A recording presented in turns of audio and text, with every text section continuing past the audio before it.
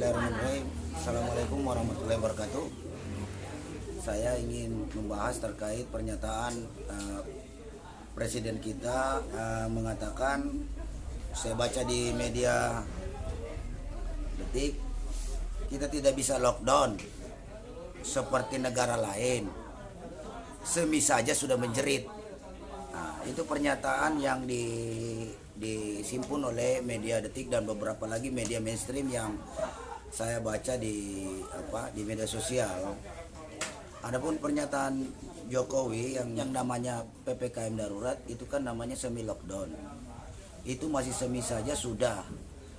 Saya masuk ke kampung, saya masuk ke daerah, semuanya menjerit.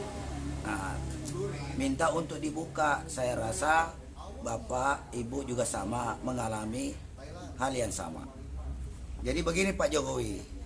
Ini statement Bapak berbahaya ini Pak. Statement ini dapat membuat kegaduhan baru di Republik Indonesia. Rakyat menjerit hari ini itu tidak tiba-tiba, tidak ujuk-ujuk menjerit Pak. Tapi melalui sebuah proses yang panjang.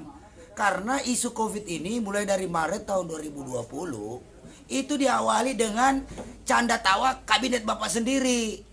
Mahfud ketawa-ketawa, cengar-cengir di media ngomong bahwa nggak ada COVID di Indonesia.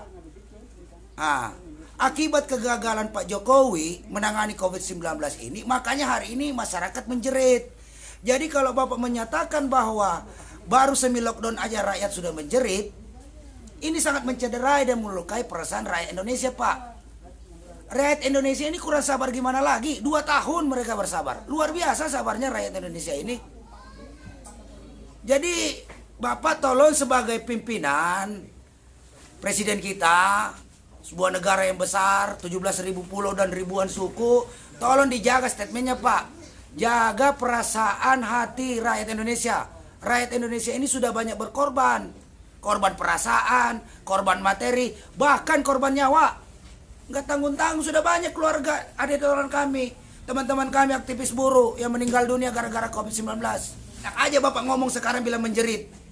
Orang menjerit karena Bapak gagal menangani COVID-19. Cuma ganti istilah dari PSBB di PPKM darurat, kemudian berubah lagi sekarang PPKM level 1 sampai 4. Tapi substansi masalahnya tetap sama. Rakyat ini tidak butuh istilah Pak. Rakyat butuh makan. Bukan istilah, orang nggak kenyang makan istilah Pak. Kenapa saya nyatakan Pak Jokowi telah gagal dalam hal penanganan korupsi? Ini tidak serta-merta berdiri sendiri. Hari ini rakyat menjerit. Di mana-mana pedagang kibarkan bendera putih. Di mana-mana buruh ter-PHK, di mana-mana buruh dirumahkan, upahnya dipotong. Ini sebuah problem akibat sejak awal Bapak Jokowi tidak tegas, akan sudah dianjurkan untuk lockdown. Anggaran banyak Pak, bayangkan 1.000 triliun yang disiapkan.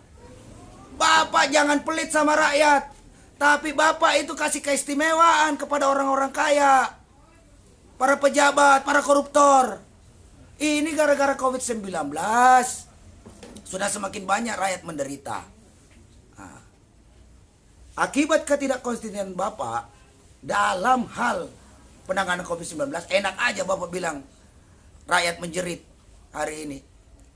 Nah, kemudian lagi maraknya tenaga kerja asing masuk di tengah PSBB ini, ya kan? Bapak Luhut itu kasih masuk orang tenaga kerja asing. Data Menaker 92.000 Pak. 92.000 tenaga kerja asing masuk Indonesia selama pandemi, bahkan bisa lebih. Karena banyak juga yang masuk lewat jalan tikus. Negara kita ini banyak mafia. Ya kan, siapa bayar, siapa cepat, siapa dapat, gitu aja ini republik. Jadi dari ribuan TK ini, termasuk potensi penyebaran COVID kita makin masif. Ketika rakyat Anda sekat sana sini, mobilisasinya Anda batasi, ya kan?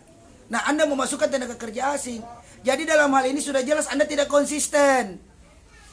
Nah, kemarin ketika COVID ini marak lagi akibat varian baru dari India. Malah ada warga negara asing dari India sekitar 200 orang Masuk begitu aja di Republik ini, di Indonesia. Kenapa Anda tidak larang? Kenapa pelarangannya baru tanggal 21 Juli kemarin diumumkan oleh Pak Yasona Lawli? Artinya kan bisa. Sebenarnya karena ini political will aja dari pemerintah Jokowi, warga negara asing itu masuk atau tidak. Jangan aja bicara infrastruktur. Ya kan, belum lagi dana bantuan Covid dikorupsi. Ya kan, banyak yang disalahgunakan. Buktinya tuh Julian Batubara korupsi dana bansos. Itu perbuatan biadab, jahanam itu. Kondisi hari gini rakyat miskin lagi butuh-butuhnya. Ya kan? Itu kader PDIP tuh yang korupsi. Nah, bukan rakyat menjerit. Rakyat ketakutan bukan karena persoalan Covid-19.